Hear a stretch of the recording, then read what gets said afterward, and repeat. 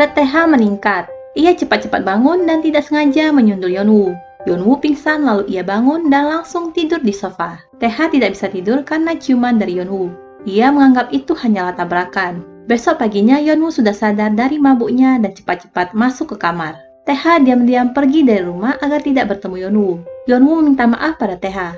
Apa kau terluka? Aku tiba-tiba melompat ke arahmu. Saat mabuk, aku selalu melakukan itu. Taeha terkejut dan gagap. Ia berkata tidak apa-apa. Yeonwoo teringat menyundul Taeha. Ia selalu seperti itu saat mabuk. Sawol sudah pernah menjadi korban sundulannya. Taemin berkata pada kakek, pekan depan aku akan bekerja di perusahaan. Semua orang terkejut. Taemin berkata, aku juga bagian dari SH. Kakek berkata, semoga berhasil. Bukmin berkata, jika butuh sesuatu, beritahu sekretarisnya. Taemin berkata, tapi aku belum memutuskan harus memihak siapa. Bukmin berkata, kau tidak bisa bersaing dengan Taeha dan tidak bisa bersaing dengan ibu. Taemin berkata, ibu memanggilku ke perusahaan untuk membuat Taeha kesal.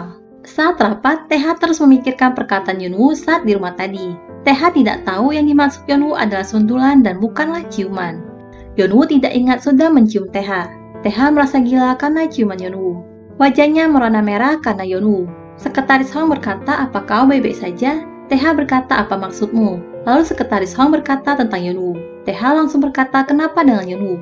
Sekretaris Hong berkata, mungkin Yeonwoo mahasiswi seni yang menggemari drama sejarah karena dia langsung mengenali lukisan Yunam. Kepalanya terluka menyebabkan seni dan sejarah tercampur. Itu juga menyebabkan amnesia. Bukmin sudah tahu wanita yang akan menikahi Taeha bernama Kim Ha-young. Taeha mengajak Yeonwoo ke rumah sakit untuk memeriksa otak Yeonwoo. Dokter berkata tidak ada masalah dengan otaknya. Dia baik-baik saja, tapi dia bersikap aneh. Dokter kesulitan saat memeriksa Yeonwoo. Lalu dokter bertanya bagaimana dengan jantung Taeha. Taeha menjawab masih berdebar kencang belakangan ini.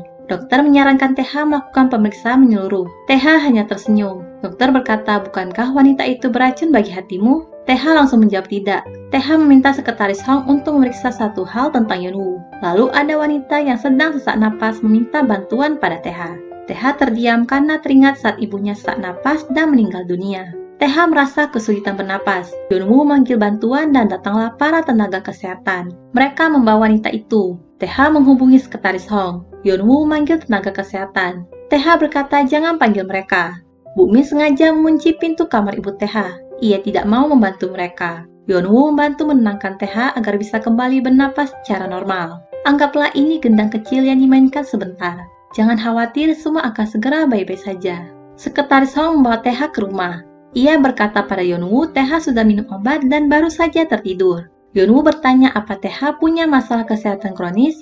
Sekretaris Hong menjawab tidak, dia sangat sehat. Dia hanya lelah. Yeonwoo meyakinkan dirinya bahwa Taeha yang ada di sini berbeda dengan suaminya. Sifat mereka berdua juga berbeda. Bukmin datang ke rumah Taeha karena mendapat informasi dari Pak Hwang, salah satu bawahan setianya. Yeonwoo menjawab Taeha tidak ada di sini sekarang. Bukmin berkata jika Taeha sakit, aku harus tahu. Aku orang tuanya. Yeonwoo menjawab Taeha tidak pernah pergi ke rumah sakit. Taeha juga tidak mau kau mengunjunginya lagi. Tugasku adalah mengikuti keinginannya sebagai istrinya. Bukmin berkata sampai kapan kalian akan terus berpura-pura? Kau harus tahu berurusan dengan siapa. Yeonwoo melihat Taeha mengigau memanggil ibunya. Besok paginya Yeonwoo berkata pada Taeha jangan simpan semuanya sendiri. Jangan memendam semuanya, entah itu masalah keluarga atau apapun itu. Taeha berkata, kenapa itu menjadi urusanmu? Terima kasih sudah membantuku kemarin, tapi jangan melewati batas. Yeonwoo menjawab, aku mengatakannya karena khawatir. Haruskah kau menyalahku seperti itu? Taeha berkata, kau seharusnya mengkhawatirkan dirimu, bukan aku. Ulang tahun kakek sebentar lagi. Bisakah kau bekerja dengan baik dalam kondisi ini? Kau harus berperan sebagai istri yang baik. Jangan remehkan keluargaku. Yeonwoo menjawab, aku akan bekerja dengan sangat baik. Aku akan mempelajari semuanya. Taeha berkata, aku akan menyiapkan semuanya untukmu. Sekretaris Hong memberitahukan semua hal pada Yeonwoo untuk persiapan bertemu kakek mulai dari pertemuan hingga kisah kencan palsu Taeha dan Yeonwoo. Lalu silsilah keluarga Kang. Hafalkan semua yang ada di buku ini. Yeonwoo melihat buku itu dan berkata aksaranya tampak berbeda. Ia lebih dulu mempelajari Hangul. Yeonwoo lelah mempelajari semua itu. Sekretaris Hong memberinya semua camilan coklat agar Yeonwoo kembali semangat dalam belajar. Taeha meminta Nare mengantarkan pakaian dan peralatan sulaman karena permintaan Yeonwoo. Saat rapat, SH Seoul ingin merencanakan pameran gabungan dengan merek Hanbok Midam sebagai bagian dari acara hari jadi pertama. Koleksi Hanbok Midam telah mendorong minat industri seni dan mode global. Pak Huang menolak ide tersebut. Siapa yang pakai hanbok saat ini? Lebih baik bekerja dengan merek mewah luar negeri. Petinggi lain juga berkata hanbok tidak populer. TH menjelaskan kita akan menggabungkan tren terbaru dengan kepanjangan midam untuk menunjukkan visi baru SH. Entah itu kebanggaan nasional atau pemasaran viral, yang penting adalah memenangkan hati pelanggan membutuhkan teknik dan keterampilan. Salah satu petinggi berkata pimpinan bekerja keras membujuk midam untuk membuka butik di SH. Pusat perbelanjaan luar juga mendekati mereka. Tapi midam menolak semuanya. TH berkata saat kita membuka cabang di New York, kita akan meminta midam membuka butik dengan kita. Kakek menyimpan lukisan saat Yeonwoo kecil di lemarinya. Bukmin menemui seorang wanita. Dia adalah Kim Ha-young. Ha-young berkata menolak tawaran TH dan tidak melakukan kesalahan. Aku juga sudah mengembalikan uang yang kuterima. Bukmin memberikan sesuatu untuk Ha-young. Aku akan menghubungimu. Bukmin memberikan banyak uang untuk Ha-young. TH dan Yeonwoo sudah tiba di rumah kakek. Kakek senang dengan kedatangan Yeonwoo. 생신 축하드려요, 할아버님. 그래. Ia kembali menanyakan teka-teki dan Yeonwoo bisa menjawabnya dengan mudah. Lalu bibi TH Kang Hae-ryong datang menyapa. Dia adalah Nyonya Machon saat di Joseon. Ia memiliki putra bernama Lee So-jun. Mereka berdua sudah pernah bertemu.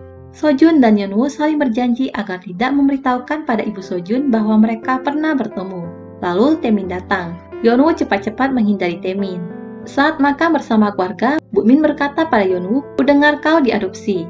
Apa kau sudah mencari keluargamu?" Bibi TH berkata, "Apa ayah membiarkannya?" Kakek menjawab, "Aku memberinya izin." Lalu kakek mengajak mereka semua untuk makan. Bukmin menawarkan bantuan untuk menemukan keluarga kandung Yeonwoo. TH menjawab, "Kami akan mengurusnya sendiri." Bukmin kembali membahas hal itu. TH berkata, "Kami akan mencari tahu sendiri." Tiba-tiba ada piring yang terjatuh. Pelayan itu cepat-cepat meminta maaf. Dia adalah Sawol. Yeonwoo mengikuti Sawol lalu mereka berpelukan. Sawol melihat sepatu Yeonwoo ada di dekat sumur. Ia memanggil Yeonwoo. Lalu ada cahaya dalam sumur dan Sawol tersedot masuk ke sumur. Saat keluar, ia bertemu Nyonya Machon. Aku harus berada dekat dengannya. Jadi aku melakukan itu dan mengikutinya ke sini, dan itu rumah Tuan Muda. Aku akan bertemu denganmu jika tetap di sini. Ternyata itu benar-benar terjadi. Sawol berkata kita harus kembali ke Joseon bersama sekarang. Yeonwoo menjawab, "Tapi aku tidak tahu caranya." Tiba-tiba Taemin datang. Sawol berkata, "Aku akan menemuimu di halaman belakang saat tengah malam." Ha-young mencoba kabur, tapi ditemukan oleh sekretaris Bukmin. Mereka menculiknya. Kakek menunjukkan karya seni yang dimiliki kakek buyut TH. Yeonwoo penasaran dengan sesuatu yang ada di dalam. Kakek berkata, "Itu karyaku yang paling berharga." Ia ingin menunjukkannya pada Yeonwoo. Lalu Bukmin memanggil kakek untuk makanan penutup. Tiba-tiba ada pengendara motor yang menghalangi mobil tersebut. Pria itu melawan mereka semua. Lalu datanglah sekretaris Bukmin dan melawan pria itu. Pria itu kesulitan melawan sekretaris Bukmin. Pria itu adalah sekretaris Hong. Sekretaris Hong mengirim pesan ke TH. Ia kehilangan Kim Ha-young. Ha-young akan segera tiba di rumah kakek. Sekretaris Bukmin sudah datang bawa Ha-young. Bukmin ingin memberikan hadiah untuk kakek. Saat Bukmin ingin memberitahu siapa wanita itu, Taemin cepat-cepat berkata, "Wanita ini adalah pacarku." Kakek berkata, "Dia mengejutkan kita semua." Kakek meminta Ha-young untuk duduk bersama mereka. Taemin berkata pada ibunya, "Aku belum memutuskan harus memihak siapa, jadi jangan sakiti aku." Taktik dangkal seperti itu tidak akan berhasil. Lakukanlah pendekatan yang lebih baik. TH bertanya pada Taemin, "Kenapa kau melakukan itu?" Taemin menjawab, "Tebaklah, aku juga akan bekerja di perusahaan sekarang. Mungkin aku akan mengambil milikmu agar tidak merasa bosan." Sekretaris Hong memberikan uang dan tempat tinggal baru di luar negeri untuk Ha-young. Yeonwoo memberikan hadiah sulaman buatannya untuk kakek. 생신 축하드려요, 할아버님. Kakek kagum dengan sulaman Yeonwoo. Yeonwoo berkata, "Bolehkah aku menginap?" Kakek menjawab, "Menginaplah sesukamu."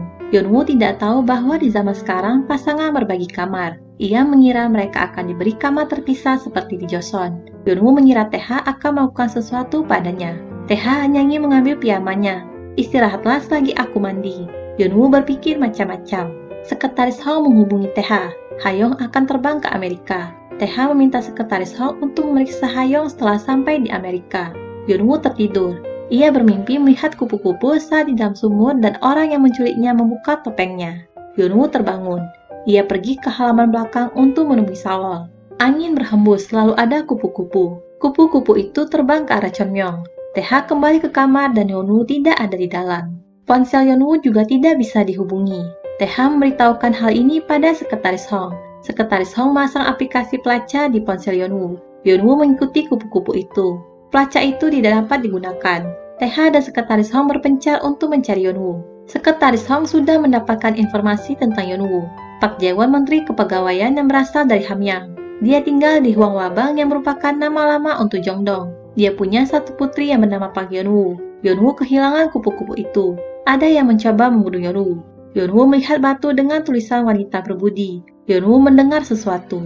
Ia mengira itu adalah Chonmyoung. Bu Min menemui Lee Mi-dam. Wajah Mi-dam sama persis dengan wajah ibu Yeonwoo di Joseon.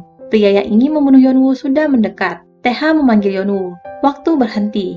Kupu-kupu itu terbang ke arah mereka berdua. TH melihat kenangannya bersama Yeonwoo di Joseon. Yeonwoo tidak sengaja terpleset. TH cepat-cepat menangkap Yeonwoo. Mereka berdua sama-sama terjatuh. Penasaran dengan cerita selanjutnya? Jangan lupa saksikan episode selanjutnya.